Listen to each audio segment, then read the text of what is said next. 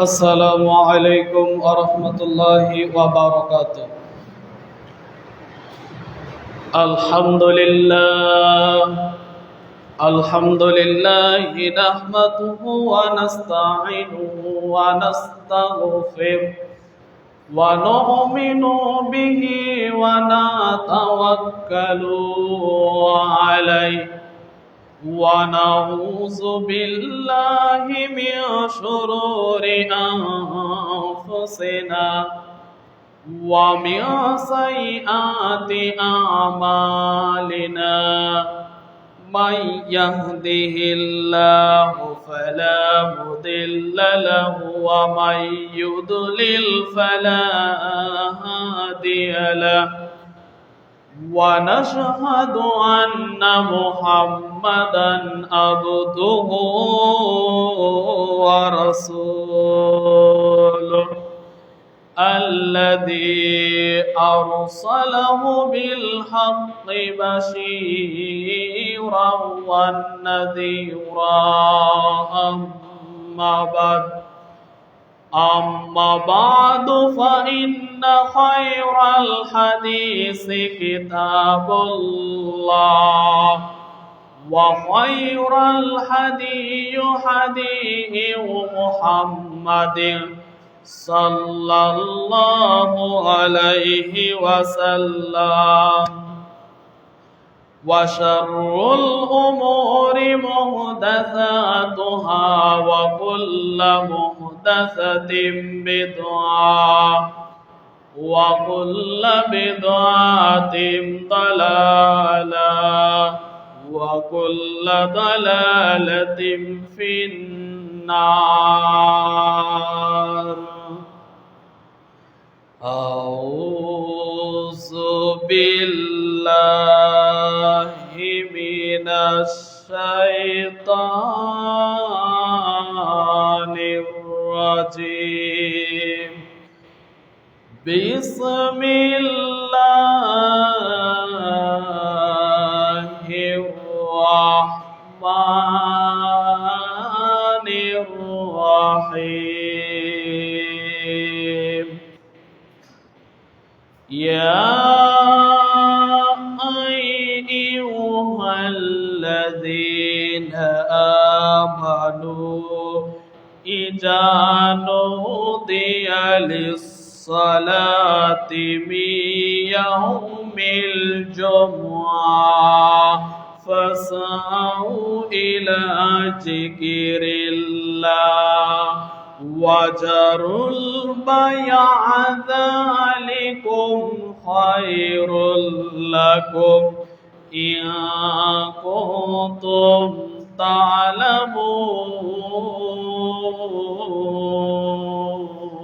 تعلمون. إلى الآخر الآية. الله أكبر الله أكبر لا إله إلا الله الله أكبر الله أكبر ولله الحمد. الله أكبر الله أكبر لا إله إلا الله الله أكبر الله أكبر ولله الحمد. الله أكبر كبيرا والحمد لله كثيرا سبحان الله بكرة وأصيلا. إلى الآخر الحديث. মুস্তাদে আহমদ। আলহামদুলিল্লাহ, সমস্ত প্রশংসা, সমস্ত অনুকর্তন, সমস্ত হাম সেই মহান আল্লাহ রাব্বুল আলামিনের জন্য, যেই মহান আল্লাহ রাব্বুল আলামিন আপনাকে আমাকে একটি সপ্তাহ পরে পবিত্র জুমার দিনে জিলহজ মাসে আপনাকে আমাকে একত্র করলেন। সেই মহান আল্লাহ রাব্বুল আলামিনের দরবারে দিল থেকে মন থেকে শুকরিয়া আদায় করি। সবাই দুটি ঠোঁট নাড়িয়ে বলি আলহামদুলিল্লাহ। তারপরে সেই মহান আল্লাহ রাব্বুল আলামিনের প্রিয় বান্দা ও রাসূলের ওপর ছোট্ট একটি সালাত ও সালাম পিত হোক। সবাই বলি রাসূলুল্লাহ সাল্লাল্লাহু আলাইহি ওয়াসাল্লাম।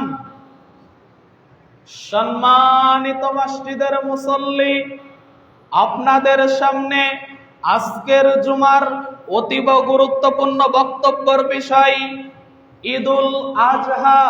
জোরে সোরে বলুন সুবহানাল্লাহ।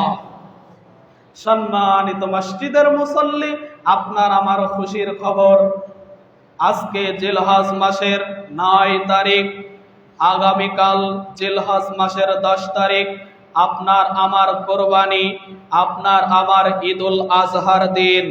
সম্মানিত উপস্থিতি, এই পৃথিবীতে মুসলমানদের দুটি উৎসব রয়েছে, তার মধ্যে একটি উৎসব আপনার পার করে এসে আরেকটি পরের উৎসব যেটা হলো ঈদুল আজহা।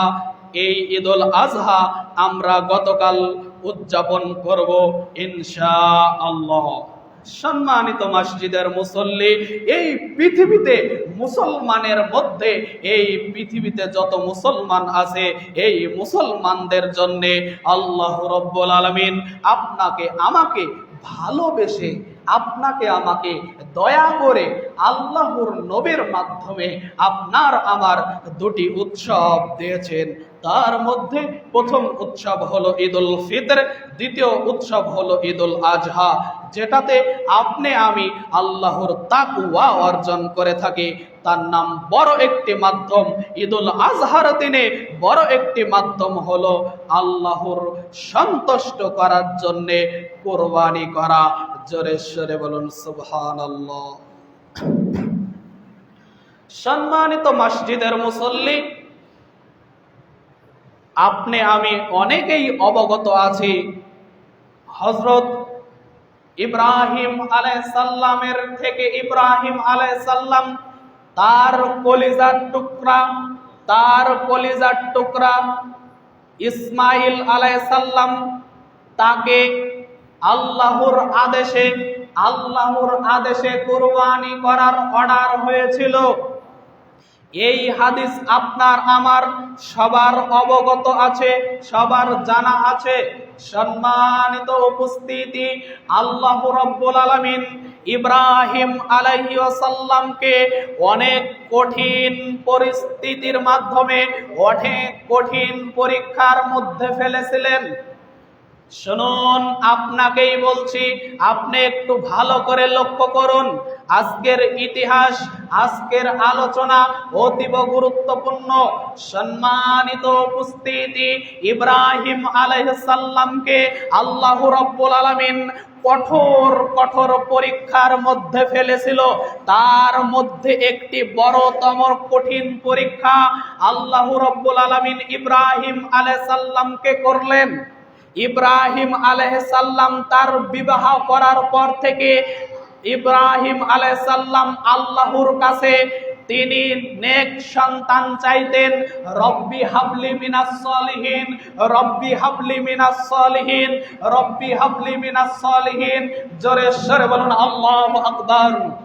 সম্মানিত উপস্থিতি, ইব্রাহিম আলাইহিস সালাম আল্লাহর কাছে বিবাহ করার পর থেকে কমপক্ষে 80 বছর ধরে আল্লাহর কাছে চাইলো রব্বি হাবলি মিনাস সলিহিন, রব্বি হাবলি মিনাস সলিহিন।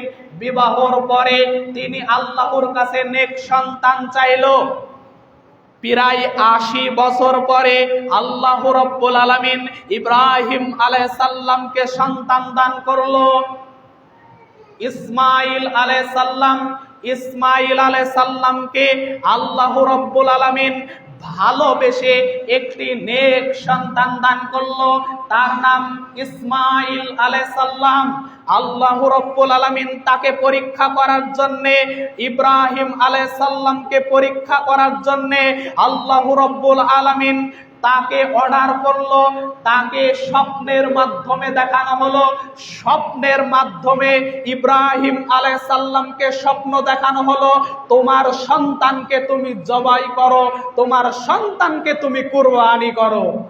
সম্মানিত উপস্থিতি, এটা কি আপনি কম ব্যাপার মনে করেন? এটা কি কম ব্যাপার মনে করেন? এত গুরুত্বপূর্ণ, আল্লাহ রাব্বুল আলামিন তাকে কত বড় পরীক্ষার মধ্যে ফেলেছে। ইব্রাহিম আলাইহিস সালামকে আল্লাহ রাব্বুল আলামিন স্বপ্ন দেখানো হলো, স্বপ্নের মাধ্যমে দেখানো হলো তোমার সন্তানকে তুমি কুরবানি করো।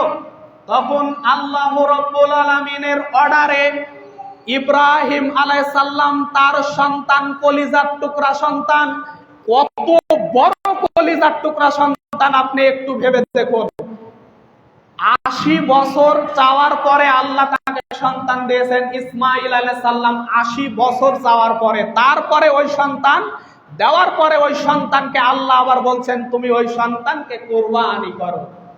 জোরে সরে বলুন সুবহানাল্লাহ। আল্লাহর কত বড় নীলা খেলা একটা, আপনি কি কম ব্যাপার মনে করছেন? দেখুন, আল্লাহর অর্ডারে তিনি রাজি হয়ে গেল, আল্লাহর অর্ডারে তিনি একেবারে কঠোর হয়ে গেল। আল্লাহর অর্ডারে তার কলিজার টুকরা সন্তান ইসমাঈল আলাইহিস সালামকে বলল, ইসমাঈল আলাইহিস সালাম আমার কলিজার টুকরা সন্তান, আল্লাহ আমাকে স্বপ্নের মাধ্যমে দেখালো তোমাকে কুরবানি করতে হবে। আল্লাহ রাব্বুল আলামিনের কথাই ইব্রাহিম আলাইহিস সালাম তার সন্তান ইসমাঈল আলাইহিস সালামকে কুরবানি করতে চাইল। তখন তার সন্তান এক জবাবে বক্তব্য, এক কথাই তিনি বলল, আপনাকে আল্লাহ যেই স্বপ্ন দেখাইছে সেই স্বপ্ন আপনি সম্পূর্ণ করুন। সম্মানিত উপস্থিতি, এই পৃথিবীর দিকে লক্ষ্য করে তাকান, এই পৃথিবীর দিকে লক্ষ্য করে তাকান। এই পৃথিবীতে আপনাকে 80 বছর পরে যদি কোনো সন্তান দেয়, এই সন্তানকে আল্লাহ যদি আবার কুরবানি করতে বলে, তাহলে আপনার কেমন মনে হবে? আপনি কেমন মনে করবেন? আল্লাহ তাকে বলল তোমার সন্তানকে কুরবানি করো। আপনাকে যদি 80 বছর পরে ছেলে সন্তান দান করে, এই 80 বছর পরে যদি আপনার ছেলেকে কুরবানি করতে বলে, তাহলে আপনি কি আল্লাহর কথা মানবেন? না। এখনকার যুগের মানুষ বলবে কাম নাই, আমার ছেলে 80 বছর পর হয়েছে, আমি এই ছেলেকে কুরবানি করব? কখনো না। আপনার ছেলেকেও যদি বলেন, ছেলে সন্তান, আল্লাহ রাব্বুল আলামিন আমাকে স্বপ্ন দেখালো যে তোমাকে কুরবানি করতে হবে, আপনার ছেলে বলবে আব্বা স্বপ্নে মনে হয় আমাকে দেখোনি, আমার ছোট ভাইকে দেখেছো।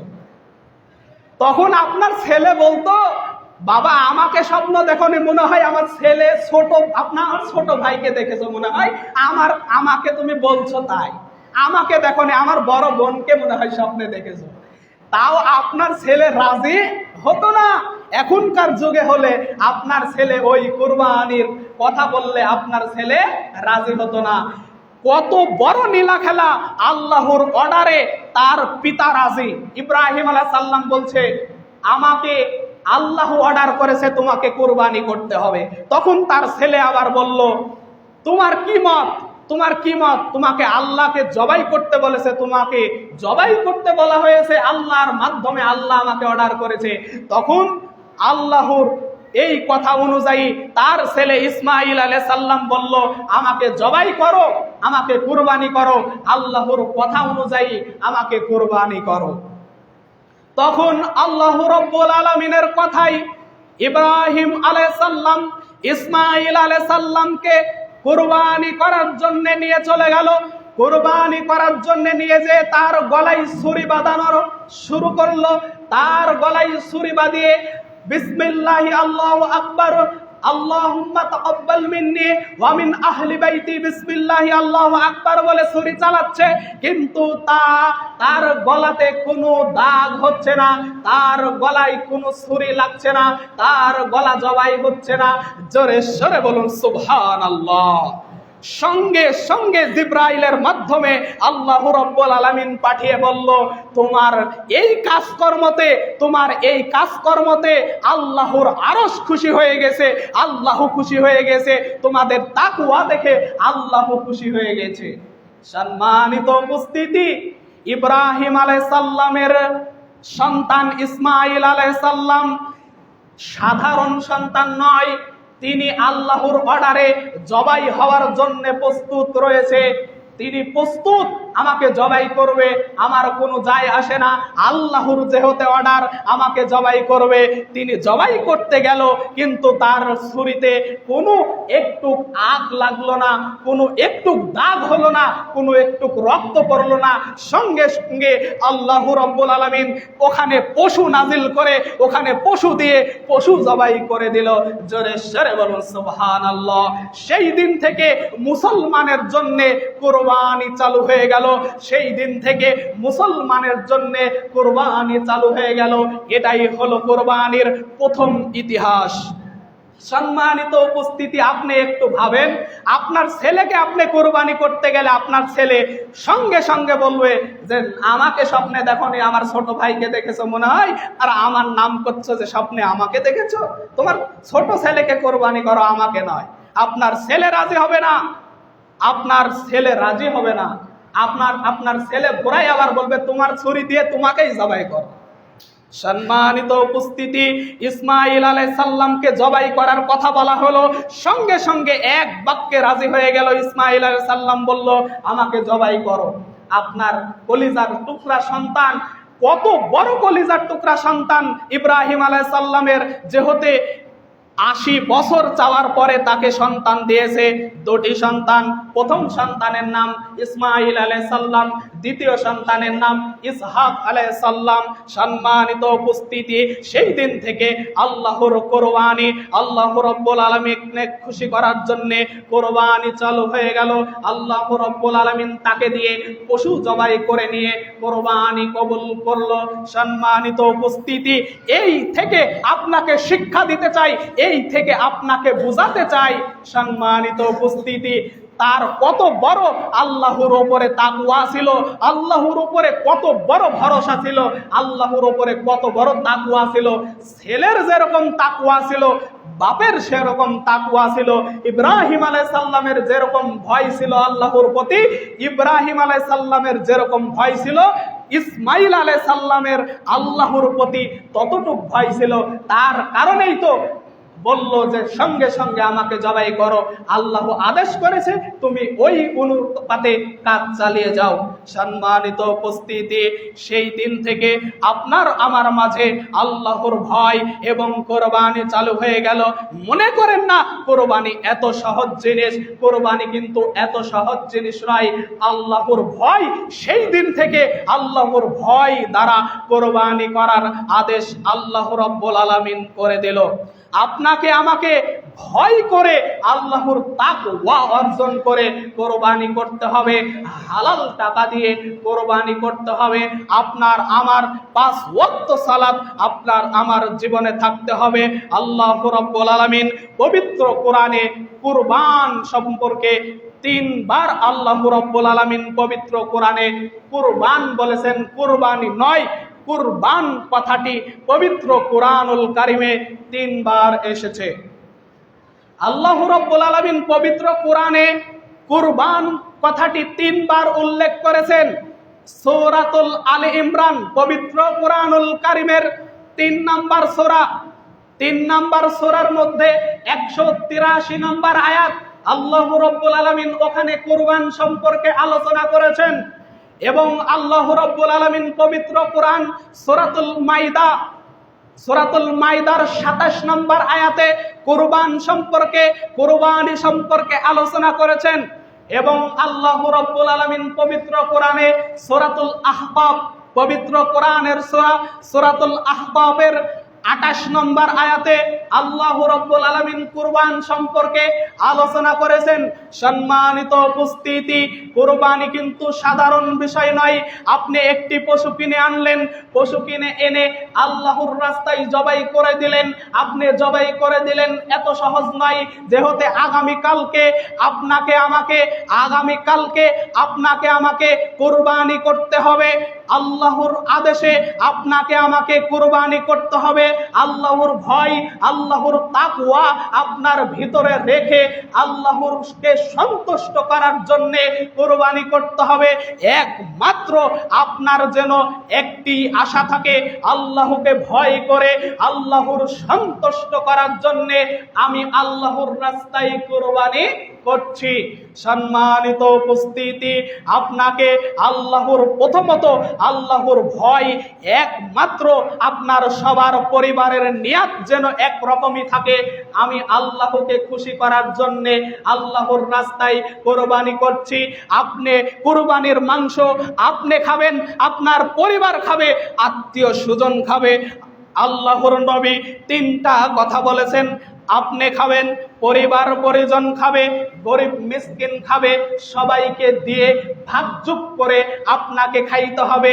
এখানে কোনো যেন লোভ লালসা আপনার যেন থাকে না।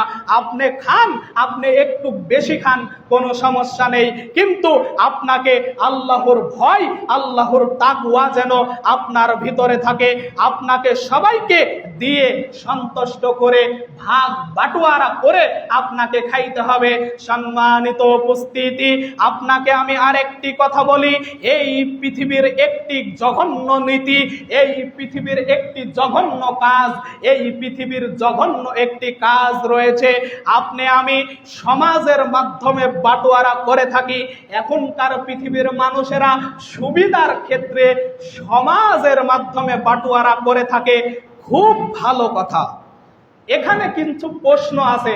খুব ভালো কথা, সমাজের মাধ্যমে বাটোয়ারা করেন, খুব ভালো কথা। আপনার কষ্ট হয়, আপনার মানুষের বাড়ি বাড়ি দিতে কষ্ট হয়, আপনার সুবিধার ক্ষেত্রে সমাজের মাধ্যমে বাটোয়ারা করেন, কিন্তু আপনাকে বুঝতে হবে, আপনি সমাজে আপনি 5 কেজি মাংস এনে দিলেন, 15 কেজি মাংস হলো আপনার খাসির মাংস, 15 কেজি মাংসর মধ্যে 5 কেজি মাংস আপনি এনে দিলেন এবং 5 কেজি গরুর মাংস নিয়ে গেলেন। জোরে সরে বলুন নাউজুবিল্লাহ। সম্মানিত উপস্থিতি, এটা কত বড় খারাপ কাজ করলেন। আপনার বিবেক বুদ্ধি বলে একটুকু নেই। আপনার বিবেককে প্রশ্ন করেন, আপনার বুদ্ধিকে প্রশ্ন করেন। আপনার মাথাতে আল্লাহ অনেক বুদ্ধি দিয়েছে, আপনার বিবেক দিয়েছে। আপনি এই সমাজে 5 কেজি মাংস দিলেন খাসির মাংস, আবার 5 কেজি গরুর মাংস নিয়ে শোধ করে দিলেন। আপনার কি করলেন? আল্লাহকে কি দেখালেন? আপনি কি মাংস খাওয়ার উদ্দেশ্যে কুরবানি করলেন? আপনি আমার কথায় রাগ করেন না। সম্মানিত উপস্থিতি, আপনি হাদিসে চলে যান। হাদিস বলে তুমি খাও এবং পরিবারকে খাওয়াও এবং আত্মীয় স্বজনকে খাওয়াও, কিন্তু তুমি 10 কেজি মাংস দিয়ে 10 কেজি আবার গরুর মাংস নিয়ে চলে গেলা, 10 কেজি গরুর মাংস দিয়ে 10 কেজি খাসির মাংস নিয়ে তুমি মসজিদ থেকে চলে গেলা। এটা কিন্তু খুব খারাপ কাজ। আপনি কুরবানি দিচ্ছেন, আপনার একমাত্র নীতি থাকবে, একমাত্র তাকওয়া থাকবে, আমার কুরবানি মাংস খাওয়ার জন্য নয়, আমার কুরবানি আত্মীয় স্বজনকে দেওয়ার জন্য নয়, আমার কুরবানি জামাই পিটিকে খাওয়ার জন্য নয়, আমার কুরবানি একমাত্র আল্লাহকে খুশি করার জন্য কুরবানি। জোরে সরে বলুন সুবহানাল্লাহ। সম্মানিত উপস্থিতি, আপনার টাকাকে লক্ষ্য করতে হবে। হালাল টাকায় কোরবানি করতে হবে। ঘুষের টাকায় কোরবানি করে কোরবানির কোনো লাভ হবে না। সম্মানিত উপস্থিতি, আল্লাহকে যদি মানো ঈমান তবে আনো, আল্লাহকে যদি মানো ঈমান তবে আনো, কুরবানি হবে কবুল, বৃথা হবে না যেন। আল্লাহকে যদি মানো ঈমান তবে আনো, কুরবানি হবে কবুল, বৃথা হবে না যেন। আল্লাহকে যদি মানো ঈমান তবে আনো, কুরবানি হবে কবুল, বৃথা হবে না যেন। হারাম টাকায় যদি পশু কিনা হয়, হারাম টাকায় যদি পশু কিনা হয়, শুধু পশু জবাই হয়, কুরবানি নাহি হয়। যদি হারাম টাকায় পশু কিনা হয়, শুধু পশু জবাই হয়, কুরবানি নাহি হয়। এমন যারা করে তারা নিজেকে ঠকায়, এমন যারা করে তারা নিজেকে ঠকায়। মনে করে সবার সেরা আমি দুনিয়ায়, মনে করে সবার সেরা আমি দুনিয়ায়। সম্মানিত উপস্থিতি, এই ইসলামিক সঙ্গীত দ্বারা আপনার সঙ্গে একেবারে মিলে গিয়েছে। এই ইসলামিক সঙ্গীতে বলা হয়েছে হারাম টাকায় কুরবানি করে, হারাম টাকায় বড় বড় কুরবানি করে, আবার নিজেকেই মনে করে বাহ আমি একেবারে সবচেয়ে বড়, আমি একবারে সবচেয়ে বড় কুরবানি দিয়েছি। বুক ফুলিয়ে বেড়াই, বুক ফুলিয়ে বেড়াই, মানুষকে বুঝাই যে আমি বড় কুরবানি দিয়েছি, আমি বহুত টাকার মালিক। বাপ রে বাপ, কিন্তু তোমার টাকা যে হারাম, তোমার টাকা যে ঘুষের টাকা, তুমি ওটা দেখলা না?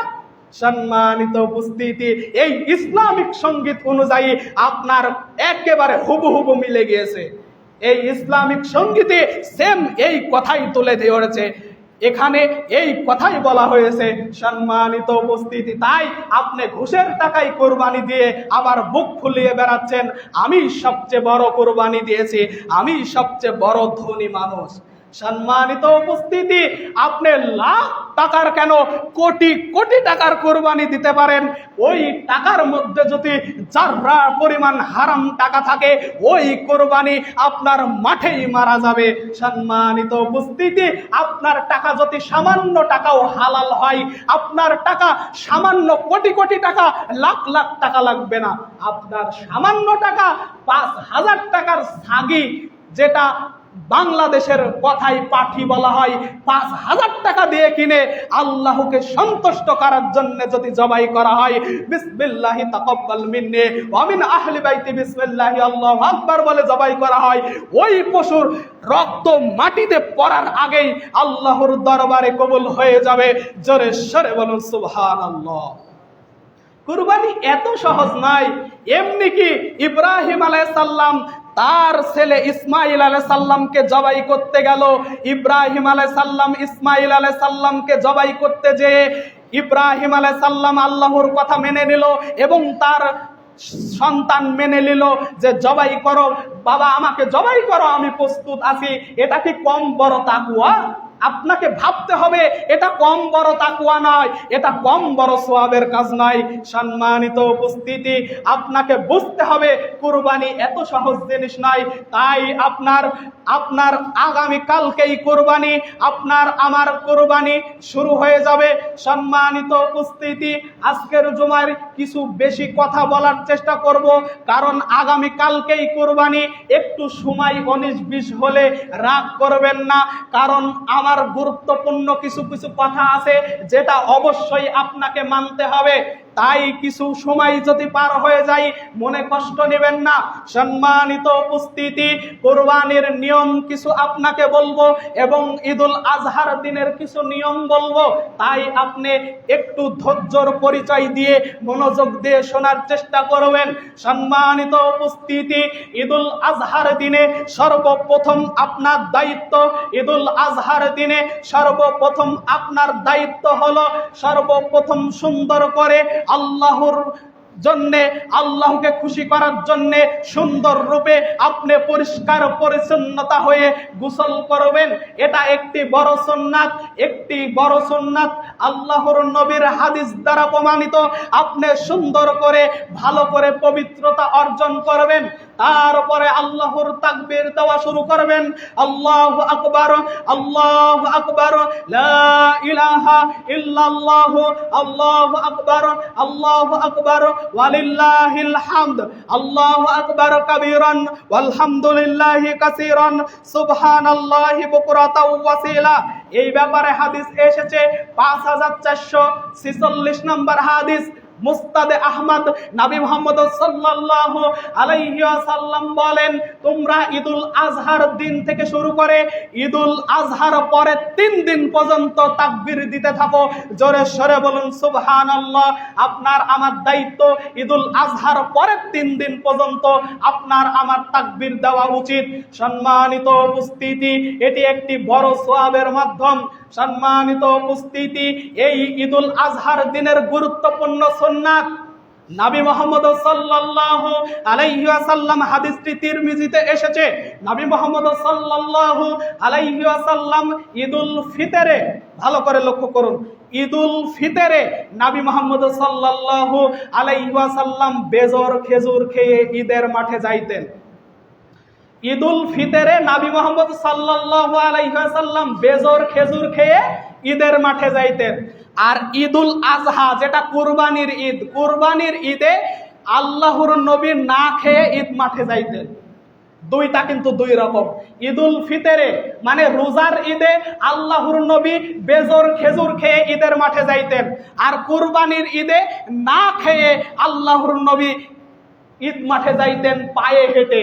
পায়ে হেঁটে যাওয়ার কথা আল্লাহর নবী বলেছেন তার অমীবাণীতে, পায়ে হেঁটে যাওয়ার একটি ফজিলত, আলাদা ফজিলত। আপনার পায়ের যত ধাপ রয়েছে প্রত্যেক কদম কদমে আপনার নেকি, আপনার প্রত্যেক কদমে কদমে আপনি নেকি পাবেন। সম্মানিত উপস্থিতি, সাইকেলে চড়ে গাড়ি ঘোড়াতে যেয়ে আপনি কিন্তু এই সওয়াব অর্জন করতে পারবেন না। পায়ে হেঁটে যাওয়া বড় একটি সুন্নাত।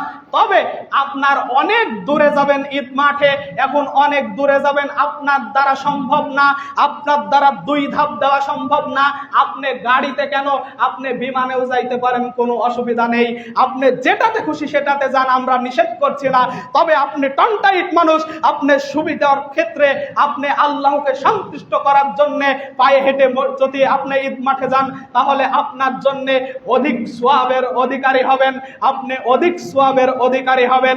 সম্মানিত উপস্থিতি, ঈদুল আজহার দিনের গুরুত্বপূর্ণ সুন্নাত পায়ে হেঁটে যাওয়া।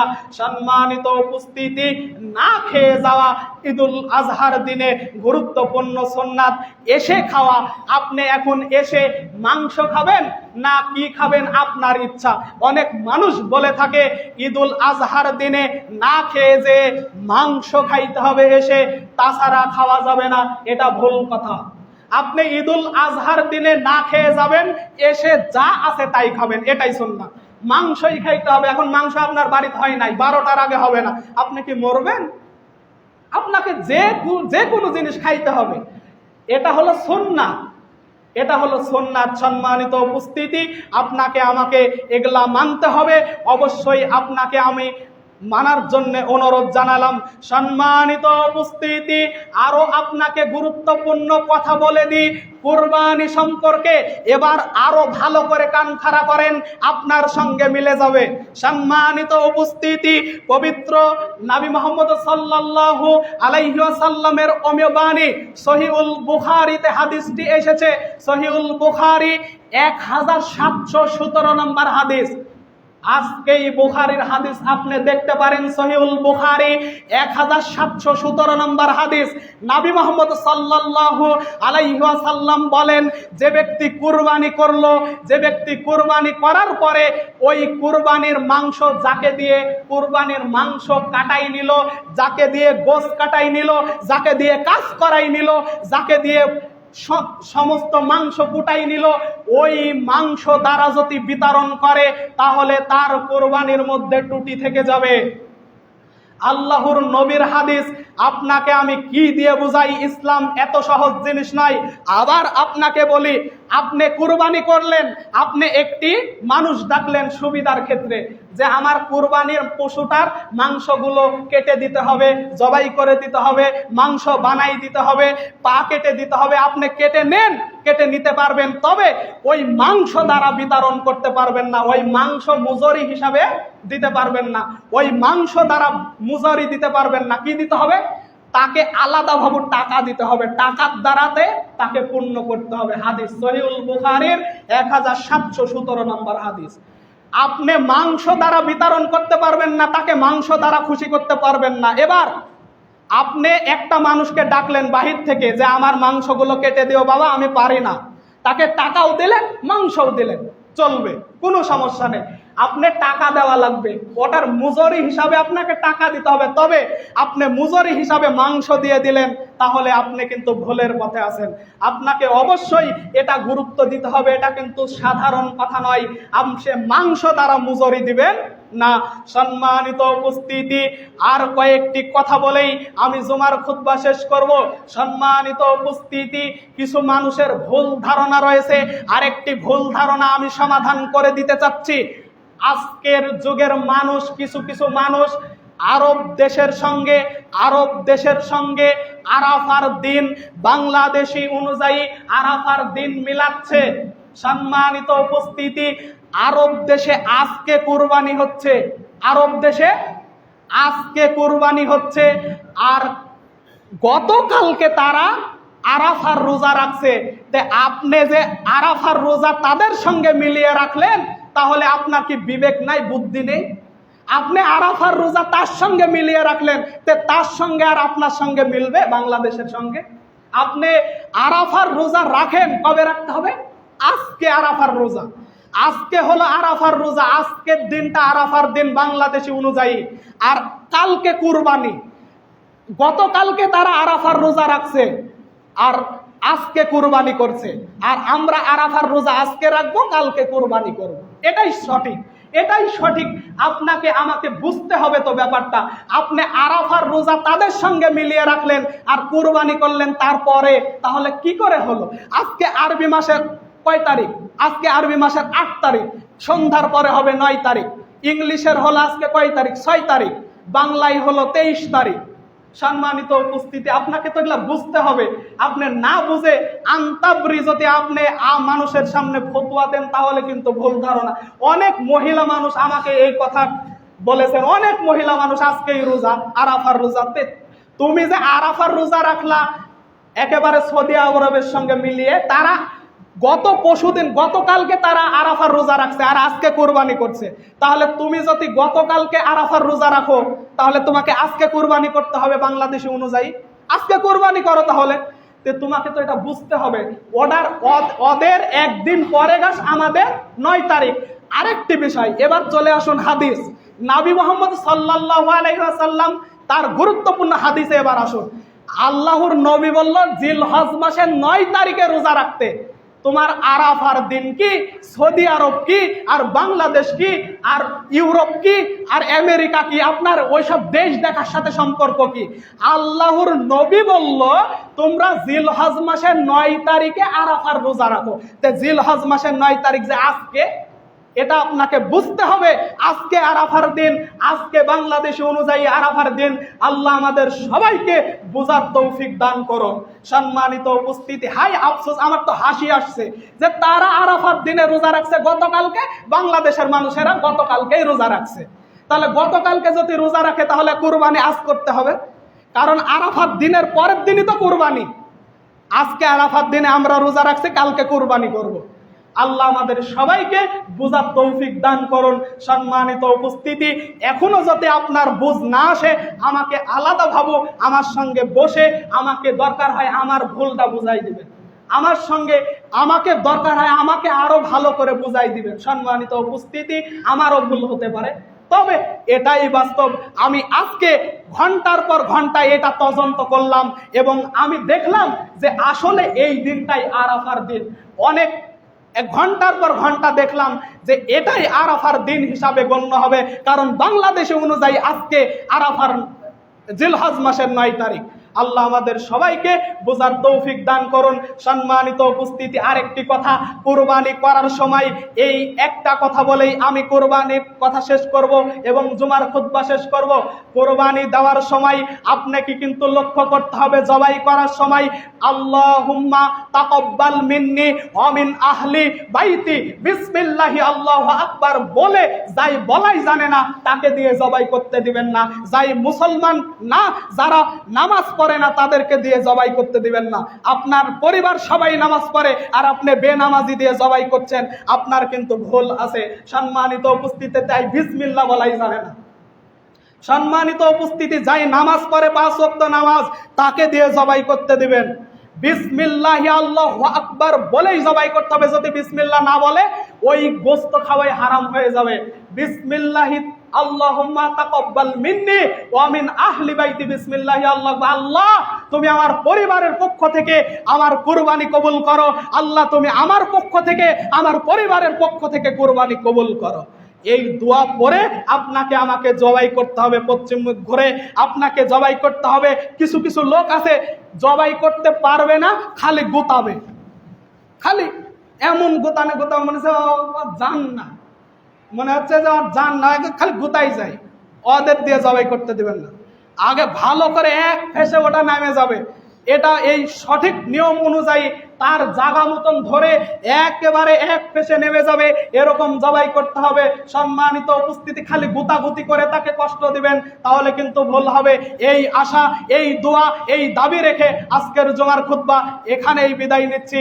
ইন্নাল্লাহা ইয়ামুরু বিল আদলি ওয়াল ইহসানি ওয়া ইতাই যিল কুরবা ওয়া ইয়ানহা আনিল ফাহশাই ওয়াল মুনকারি ওয়াল বাগই ইয়াইযুকুম লাআল্লাকুম তাযাক্কারুন।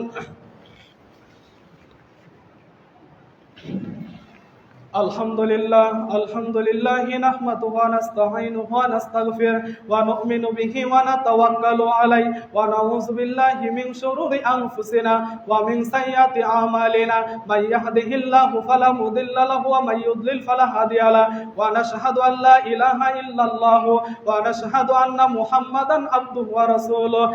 আয় রব্বুল আলামিন, আল্লাহ তোমার গুনাহগার বান্দা, আল্লাহ তোমার দরবারে গুনাহ করেছে, আল্লাহ মেহেরবানি করে আল্লাহ তুমি আমাদের জীবনের গুনাহ খাতাকে মাফ করে দিও আল্লাহ। আয় রব্বুল আলামিন, সামনে গতকাল আল্লাহ তুমি আমাদের আজকের রোজাকে কবুলে মঞ্জুর করে নিও আল্লাহ। আয় রব্বুল আলামিন, আগামীকাল আমাদের ঈদুল আজহা পর্যন্ত বেঁচে রাখার তৌফিক দান করো আল্লাহ। আয় রব্বুল আলামিন, আল্লাহ তুমি আমাদের হায়াতে তয়্যিবা দান করো আল্লাহ। আয় রব্বুল আলামিন, গত আল্লাহ তুমি আমাদের সামনে কুরবানি করার তৌফিক দান করো আল্লাহ। সঠিক নিয়ম অনুযায়ী কুরবানি করার তৌফিক দান করো আল্লাহ। আয় রব্বুল আলামিন, আল্লাহ সঠিক নিয়ম অনুযায়ী আমাদের আগামীকালকে কুরবানি করার তৌফিক দান করো আল্লাহ। এই আশা, এই দোয়া রেখে আজকের জুমার খুতবা এখানেই বিদায় নিচ্ছি আল্লাহ। সুবহানা রাব্বিকা রাব্বিল ইজ্জাতি আম্মা ইয়াসিফুন ওয়া সালামুন আলাল মুরসালিন ওয়ালহামদুলিল্লাহি রাব্বিল আলামিন বিরহমাতিকা ইয়া আরহামার রাহিমিন। আসসালামু আলাইকুম ওয়া রাহমাতুল্লাহি